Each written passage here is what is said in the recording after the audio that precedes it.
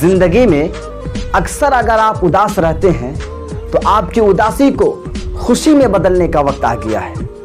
7 बातें ऐसी है जिसे अगर आपने सुन लिया और सुनने के बाद अगर आपने उसे याद रख लिया तो यकीन मानिए कि आप उदासी को भूल जाएंगे।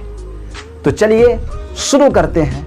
मैं हूं अफजाल दिलकश और आप देख रहे हैं दिलकश मोटिवेशनल। नंबर 1, जहां कद्र नहीं वहां जाओ नहीं। जो सुनता नहीं उसे सुनाओ नहीं, जो पचता नहीं उसे खाओ नहीं, और जो सच पर भी रूठ जाए उसे मनाओ नहीं, और जो नजरों से भी गिर जाए उसे उठाओ नहीं। और आखिरी के 2 पॉइंट अगर इसको आपने याद रख लिया तो यकीन मानिए कि खुशी आपके कदमों में होगी।